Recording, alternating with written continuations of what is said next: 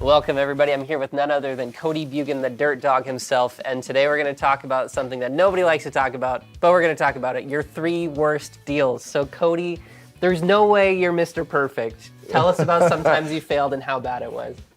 Well, first let me say that the reason I'm at where I'm at today is because of my failures, right? I've always learned way more failing than I ever did succeeding. Or even like when I went through the Great Recession and I lost 90% of my net worth. I learned so much more losing it than I ever did making it. So I'm not ashamed, okay, or I'm not uncomfortable talking about my failures because I know I have many more failures coming, but that just means if I allow myself, I'm just gonna get that much better, right? But the key is, are you willing to fail, fall flat on your face, and are you willing to get back up and go again?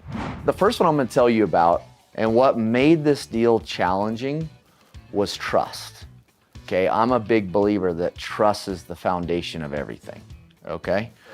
But unfortunately, there's people out there, because of how they were raised or because of whatever, right? Different things they've gone through in their life, they just don't have the ability to trust, right? And I've chose to live my life. So I grew up with a father where he doesn't trust anybody. Okay, and it is gonna take a long time for him to truly trust you. And I've chose to do just the opposite. I'm gonna trust you until you give me a reason not to trust you. Well, this particular property owner, I'm not even sure if he has the ability to trust no matter what. And so what happened is the deal was extremely challenging, okay, because he didn't trust us. Right? So whenever I needed him to sign something, right? Because a part of our contract is you're required to sign anything we need you to sign.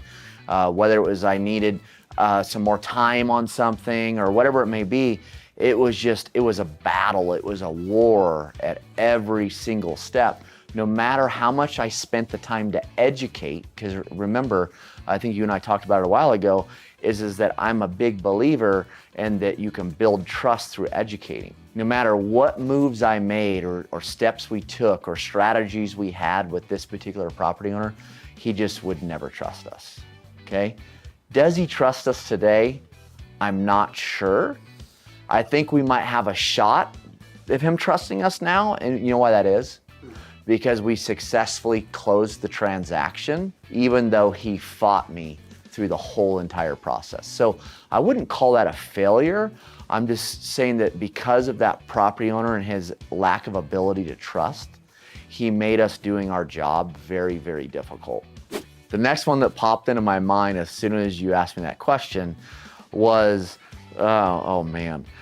So we had it was a jurisdiction. The mayor was recently elected, okay? And the mayor was very, very focused, in which I don't blame him. It's where I learned the political game.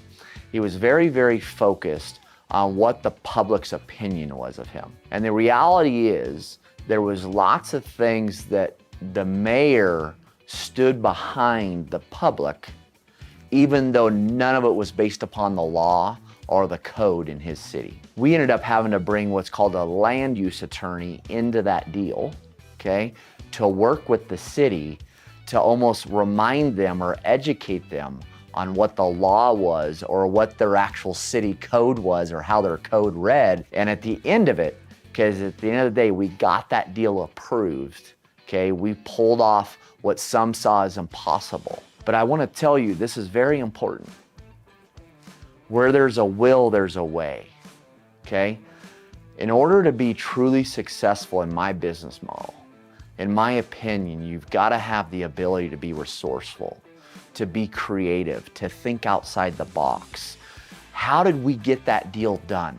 How did we get that deal approved? And yes, we did make 7 figures on that deal, but how did we get that done? Well, we got that done because we did not give up, because we are constantly trying to find how do we figure out a win-win here? And it's really where I figured out the importance of be willing to fall on swords for the jurisdiction. And that's why at the end of the day, I am such a big believer that win-win is possible, because most people wouldn't have thought that there was a win possible for me in that particular deal.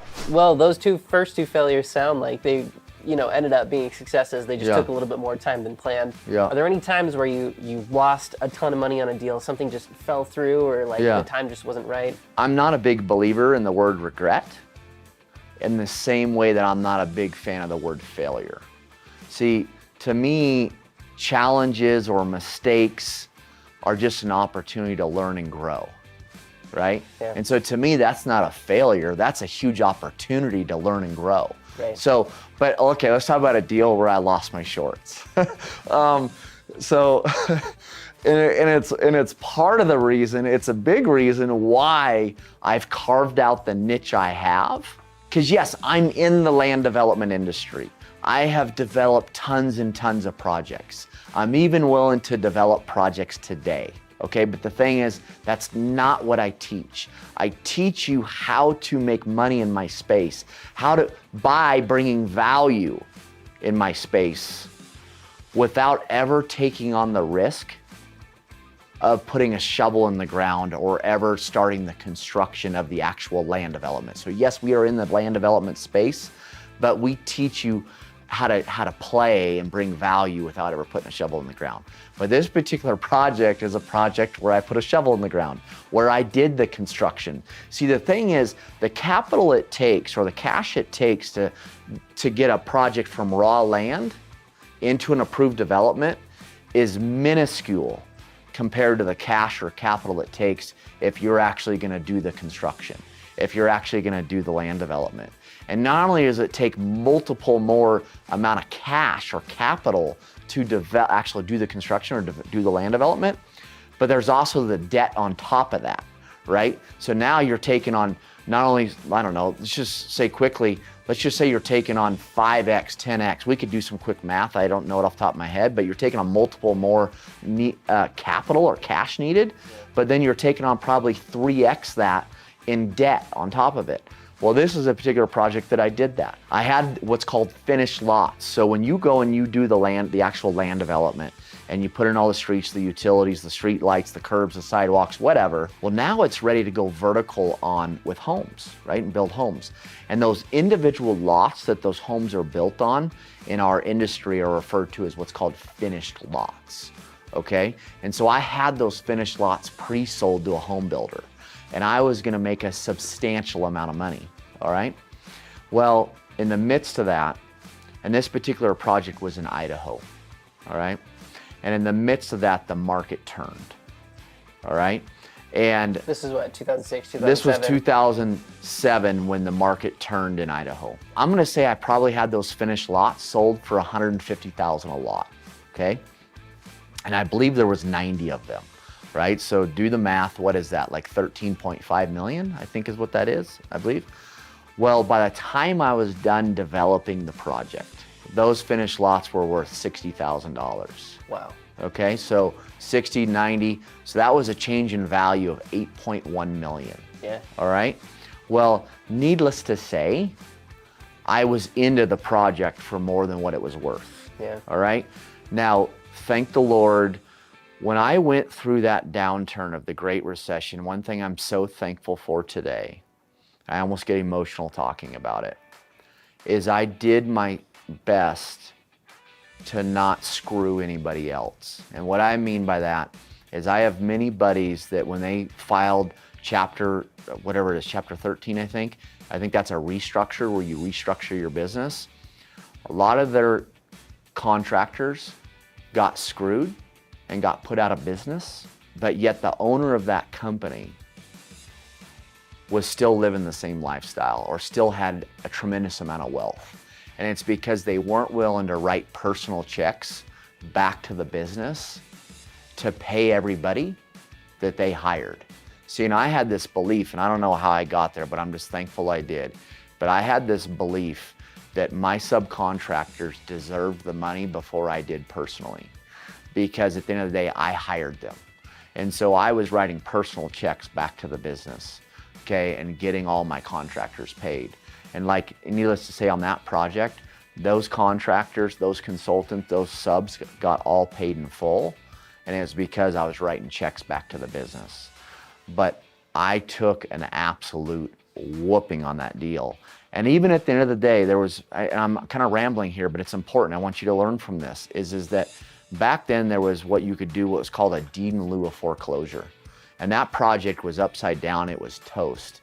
And so that was the first and only deed in lieu of foreclosure I did with that bank, where I handed them back the deed of the property in lieu of them foreclosing on it. But I wrote them a check for, I forget how much money, in order for them to do that. And I think at the time they had like 170 files on their desk that were in default, and I was the first project they settled. And the reason that is because I chased the bank that let's settle this instead of letting them chase me. Was that the right decision looking back? I don't know, but I hate negative energy to a fault. And so I wanted it off my plate. And I can tell you with that bank, there was others that didn't chase the bank, they let the bank chase them. And at the end of the day, they struck a lot better deal than I did. But moral of the story, sorry to ramble, but it's just that I lost millions and millions and millions of dollars on that deal. I think the cool thing about this, though, is, in all of these examples, is you handled them with grace, and what you really did is you established your legacy, right? Even though you lost millions of dollars, you kept your integrity, you kept your head. Yep. And ultimately, you are who you are today now. Yeah. So are any final thoughts or pieces of advice for anybody looking to get into the development space?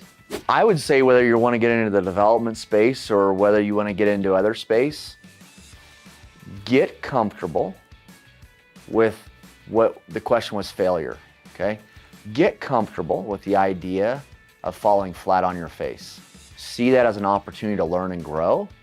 And the way you do that is getting back up on your feet and keep going. I mean, that is the key. And I'm not the first to say that, but I will tell you that I've done it and I continue to do it. And I want to continue to fall short or have challenges. I choose not to use the word failure, but I continue to want that in my life because they're the best opportunities for me to level up my business and who I am as an individual.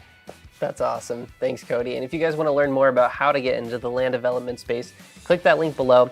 It'll take you to, there's courses, there's lots of different materials that you can access on Cody's website. So click that link below if you're interested, and we will see you guys on the next one.